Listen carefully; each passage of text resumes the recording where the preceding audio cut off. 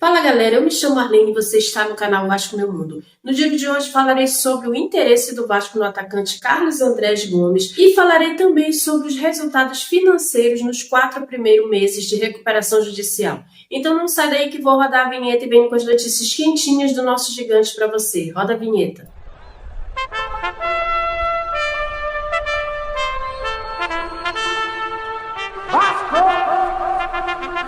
Então, sem mais delongas, começo falando a respeito do interesse do Vasco na contratação de Carlos Andrés Gomes, atacante do Rennes da França. O jogador colombiano tem 22 anos e foi indicado pelo diretor Admar Lopes em conversas com a direção vascaína na primeira semana de trabalho. O clube estuda fazer uma proposta por empréstimo aos franceses. O atacante tem o perfil que o Vasco busca no mercado. Diniz sinalizou que gostaria da chegada de uma peça para o lado do ataque com velocidade e que tenha bons números de participações em gols. Andrés Gomes atua nas duas pontas, mas joga com mais frequência pela direita. O atacante surgiu muito bem no Milionários da Colômbia em 2022 e foi vendido para o Real Salt Lake dos Estados Unidos por 3,5 milhões de dólares na época. Depois de 2 temporadas na MLS, Liga Americana, na qual Gomes teve destaque com 30 participações em gols em 65 jogos, ele foi negociado com o Rennes da França. O interesse foi noticiado primeiramente pelo canal NT Vascaínos com Matheus Gilbert. No campeonato francês, na última temporada, ele atuou em 17 partidas, mas teve uma minutagem baixa, entrando sempre ao fim das partidas. O Vasco estuda abrir uma negociação por empréstimo para dar mais minutos ao jogador, que é avaliado com grande potencial por Admar Lopes. O Rennes gastou cerca de 10 milhões de euros, cerca de 65 milhões, em agosto do ano passado para contratar o jogador. Carlos Andrés Gomes marcou um gol pela seleção da Colômbia nessas eliminatórias sul-americanas. O atacante marcou contra o Uruguai na derrota colombiana por 3-2, que aconteceu em novembro de 2024. O Vasco trata a contratação de um atacante como prioridade no mercado de transferências, como já falei no outro vídeo, né? O clube tem Nuno Moreira, Ryan e Verratti como titulares no momento, mas sofre com a ausência de opções no banco. Adson ainda tenta recuperar o futebol de 2024 depois da lesão que sofreu, enquanto Lloyd e Garré ainda não emplacaram. Eu sou do tipo de torcedora que adora saber que o clube está mapeando novos reforços, mas é aquilo, né? Não basta apenas ter interesse, tem que trazer reforços, ainda mais se forem jogadores que cheguem para jogar com raça e vontade, aí é que torço mesmo para que venha.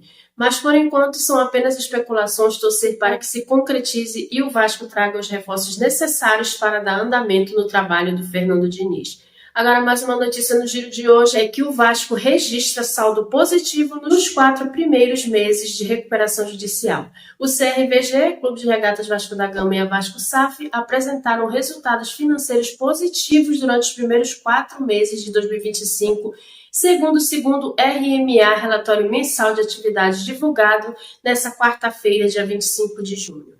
O relatório mostra que as organizações conseguiram obter saldo positivo e implementar ajustes estruturais desde o início do processo de recuperação judicial em fevereiro. O CRVG fechou o primeiro quadrimestre com superávit acumulado de 786 mil e saldo em caixa de 1,4 milhões. As receitas ultrapassaram 2 milhões provenientes de patrocínios, royalties, bilheteria, programas sociais e repasses da SAF. A Vasco SAF, por sua vez, registrou variação em sua liquidez financeira. O caixa em abril totalizou 27,8 milhões, valor inferior aos 58 milhões contabilizados em fevereiro. Apesar da redução, a organização manteve suas operações com recursos próprios, mesmo com custos operacionais crescentes e investimentos em infraestrutura.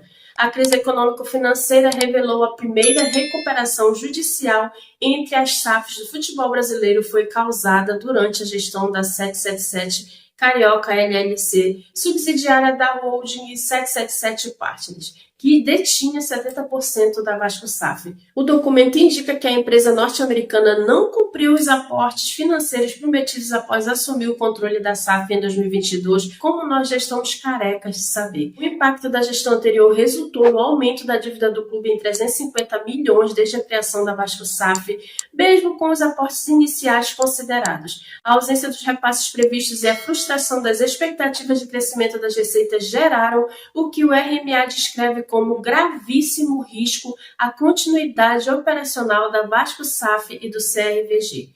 Uma decisão judicial suspendeu os direitos da 777 Partners e devolveu o controle da SAF integralmente ao clube associativo. A liminar permanece vigente e o Ministério Público não apresentou objeções ao plano de recuperação judicial apresentado em maio. As ações de recuperação acontecem nas instalações do Vasco da Gama, inclusive o CT Moacir Barbosa e as sedes administrativas.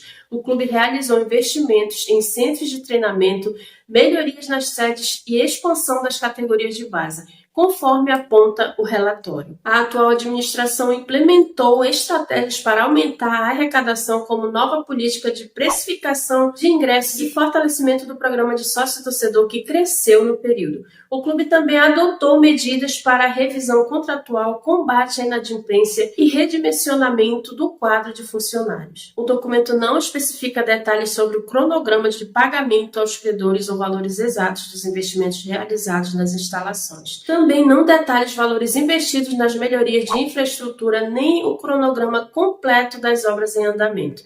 Todas as movimentações financeiras do CRVG e da Vasco SAF estão registradas e controladas com transparência, com prestação de contas regular junto à Justiça e aos credores durante o processo de recuperação.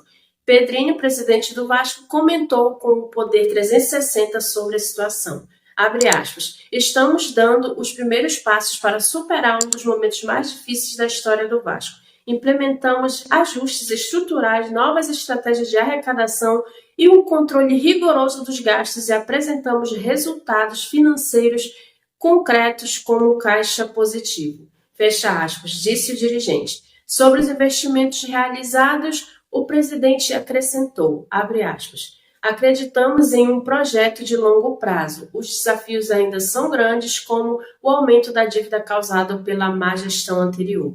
Mas estamos enfrentando cada um deles com coragem, com o apoio de todos que acreditam no Vasco. Estamos reestruturando nosso clube com responsabilidade e compromisso com o futuro. Fecha aspas. Minha gente, esse negócio de projeto a longo prazo, né, é o que me parece, o clube não vai ser revendido tão cedo. Muitos já cantavam essa pedra, né?